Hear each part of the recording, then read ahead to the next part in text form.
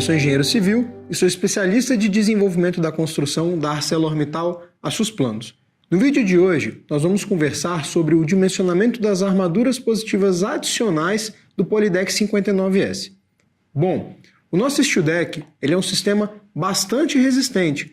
Ele pode chegar a até 4 toneladas-força por metro quadrado, ou seja, 4.000 kg-força por metro quadrado, conforme os dados das nossas tabelas de vãos e cargas, sem a necessidade de nenhuma armadura positiva adicional. Situação na qual a própria forma ela trabalha como armadura de tração para resistir ao momento fletor positivo. Porém, existem casos em que se faz necessário lançar mão de armaduras extras alojadas no interior das nervuras do nosso Steel Deck para aumentar a sua resistência. As armaduras positivas adicionais são barras de aço alojadas no interior das nervuras ainda na etapa de construção. Então o processo executivo ele é bem simples. Após a instalação do nosso Polydeck 59S sobre os apoios, nós colocamos essas barras no interior das nervuras com o auxílio de alguns espaçadores plásticos que vão garantir a posição adequada dessas barras. Na situação tradicional, ou seja, sem armadura, o concreto é o elemento responsável por resistir aos esforços de compressão, enquanto a forma de aço é quem proporciona a resistência aos esforços de tração.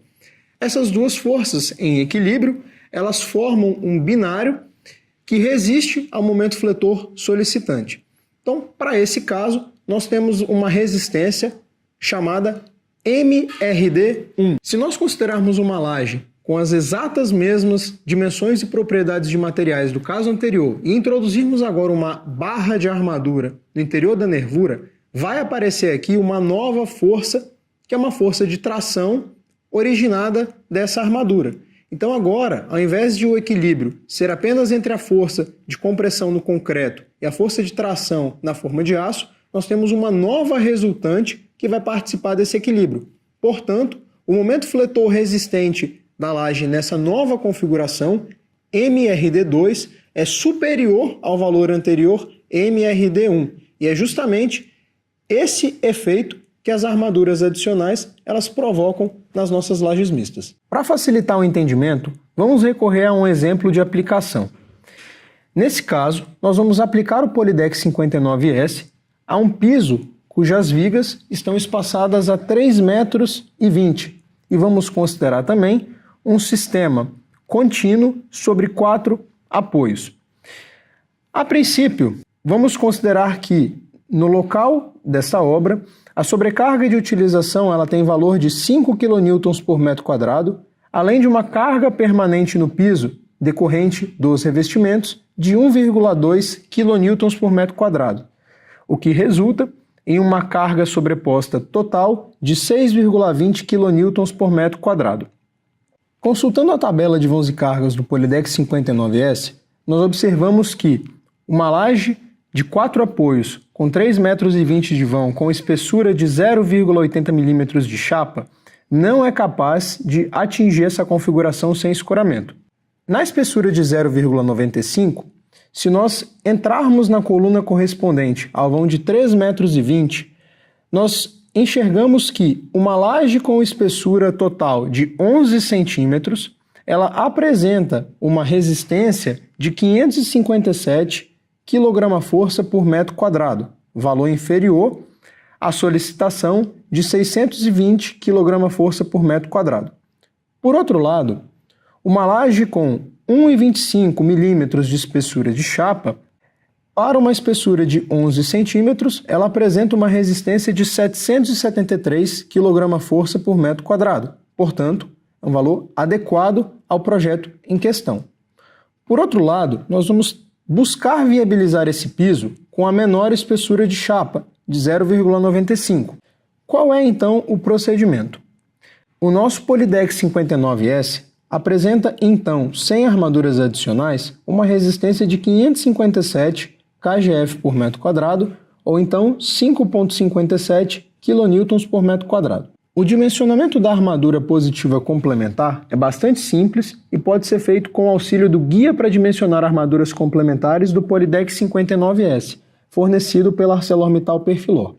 O primeiro passo é então calcular a diferença entre a carga solicitante de projeto, neste caso 6,2 kN por metro quadrado, e o valor resistido pelo Polydeck 59S sem armaduras adicionais, 5,57 kN por metro quadrado.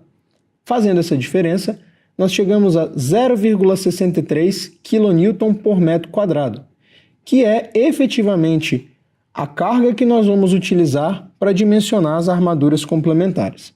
Em seguida, nós vamos definir uma viga biapoiada equivalente para cálculo do momento fletor solicitante. Por outro lado, quando nós falamos de vãos internos, existe momento fletor negativo nas duas extremidades desse vão. Então, portanto, o nosso momento fletor solicitante positivo ele vai ser menor do que quando comparado a um vão externo, no qual o momento é nulo numa extremidade e negativo na outra. Então, para compensar esse efeito, nós vamos multiplicar o vão por 0,8 no caso de vãos internos e 0,9 no caso de vãos externos. O próximo passo consiste, então, em calcular o momento fletor solicitante, tomando por base uma laje biapoiada equivalente com vão igual ao vão efetivo. O momento fletor solicitante em uma laje biapoiada, ele tem o valor de QL² sobre 8. Então, para vãos internos, 0,63 vezes 2,56 ao quadrado sobre 8 é igual a 0,52 kN por metro. No caso dos vãos externos, por fim, o nosso vão efetivo ele passa de 2,56 para 2,88. E então, o momento fletor solicitante é igual a 0,65 kN por metro. De posse desses valores, nós vamos consultar a tabela 6.1 do nosso guia. O primeiro passo é selecionar a espessura total da nossa laje. Então, neste caso, 110 milímetros. Feito isso, nós vamos olhar essa linha da esquerda para a direita até encontrar um valor de momento fletor igual ou maior aos valores calculados. Nesse caso, veja que a nossa solicitação é baixa, então, portanto, o nosso momento fletor solicitante positivo também é baixo, de modo que o primeiro valor encontrado na primeira coluna, de 2,17, já é superior a ambos os valores, 0,52 e 0,65. Portanto, uma barra de 5 milímetros alojada por nervura é suficiente para proporcionar a resistência desejada a essa laje. Esse foi o conteúdo proposto para a nossa terceira aula.